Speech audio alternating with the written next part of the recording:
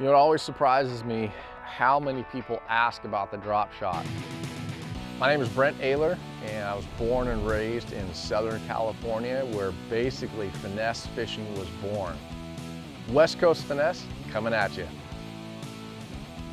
The reason why I say it surprises me is it's been around forever. When I first started fishing tournaments back, almost 20 years ago, the drop shot came out. Now, we learned it from a lot of the Japanese anglers that came over to fish some of the Western tournaments.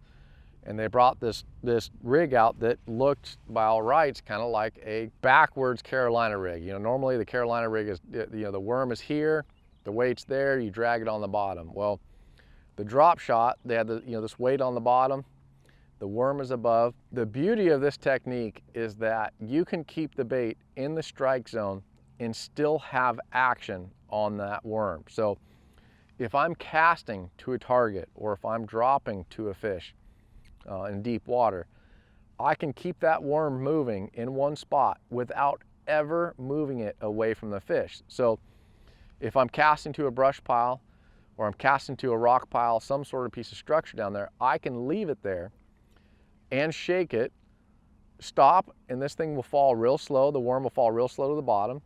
I can lift it back up and shake it again without ever pulling the weight away from the fish. And that's the beauty of this technique, is being able to keep it in the strike zone for longer. So the basic way to rig a drop shot is I take a hook. This is a Gami straight shank hook. I tie a Palomar knot on it. Now, when you tie a Palomar knot, the tag end that you normally cut off is what you're going to use for the leader. Now this right here, you want to take that tag end, run it back through the eye of the hook. So if you're holding the hook point up, run the tag end through the eye and back down, and then that is what you're putting your weight on. So the reason for running the tag end through the eye of the hook is that it holds the hook point upright. It holds the hook point straight out and up. You always want that hook up for multiple reasons. It holds the worm straight out. It doesn't lay down flat against your line, and it stays straight out.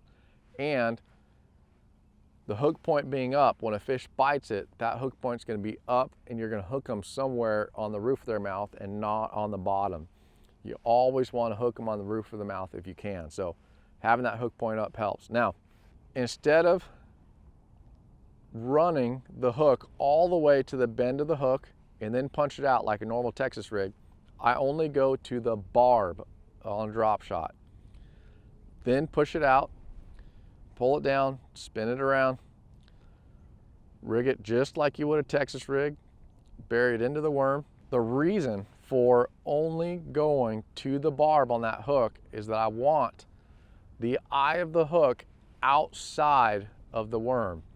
I don't want it on the inside, and the reason for that is that your line comes down, and if it's buried inside, the line will come down, it'll go into the worm, then your tag end is going to come out of the worm and down to your weight. So if your line and your eye is inside the worm, when you pull on this, it's going to slide that worm back down, and it's going to put a little kink in your worm. And that I don't want. I always want that perfectly straight. So keeping that eye outside of the worm is what you want, because if you do a standard Texas rig, let's just show it, my line goes in there. So when I pull on this, it will slide that worm back down, and it's going to actually add a little kink in the worm. So see, just a little bend is going to make that thing have a kink to it.